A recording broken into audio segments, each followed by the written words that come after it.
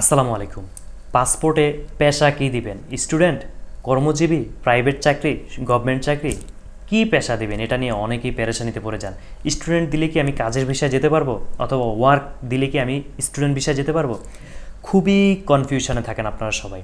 এই বিষয়ে ক্লিয়ার করে দিচ্ছি। পুরো ভিডিওতে আপনাদের সাথে রয়েছে আমি নাজিম পাটোয়ারি। প্রিয় ভিউয়ার্স, আপনি যখন পাসপোর্ট করতেছেন তখন আপনার প্রফেশন কি? স্টুডেন্ট? যদি স্টুডেন্ট হয় আপনি পাসপোর্টে স্টুডেন্টই দিবেন। যদি প্রাইভেট জব হয় সেক্ষেত্রে প্রাইভেট সার্ভিস দিবেন।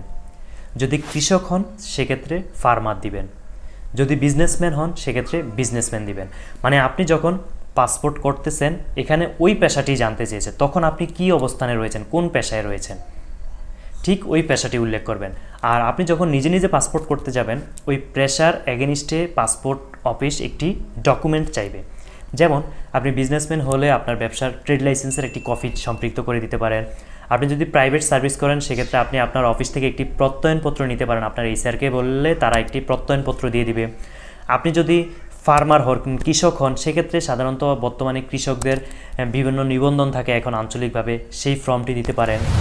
অথবা আপনি যদি অন্য কোনো প্রফেশনে সম্পৃক্ত থাকেন সেই প্রফেশনের যে কোনো একটি ডকুমেন্টস আপনি দিবেন।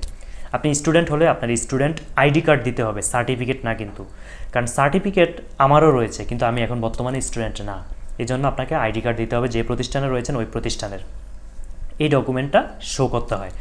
আর আপনার প্রফেশনের সমস্যা কোথায় হয়? যখন ভিসাতে আপনি ব্যবহার করবেন প্রফেশন, তখন কিন্তু আপনি যে কাজে যাচ্ছেন সেই কাজের প্রফেশনটি ভিসাতে লিখতে হয়।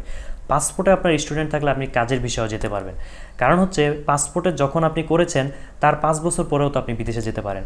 তো 5 বছর পরে তো আর আপনি স্টুডেন্ট থাকছেন না। তো পাসপোর্ট যখন করেছেন তখনের প্রফেশনটাই এখানে সম্পৃক্ত করতে হয়। তাই আপনি নিশ্চিন্তে আপনি যে প্রফেশনে রয়েছেন সেই প্রফেশনটি পাসপোর্টে সম্পৃক্ত করতে পারেন, এতে কোনো সমস্যা নেই। আশা করি তথ্যমূলক ভিডিও থেকে আপনারা উপকৃত হয়েছেন। এই ধরনের নিত্য নতুন তথ্যবহুল ভিডিও নিয়মিত পেতে আমাদের চ্যানেলটি ইউটিউবে সাবস্ক্রাইব করুন এবং ফেসবুকে ফলো করুন। আল্লাহ হাফেজ।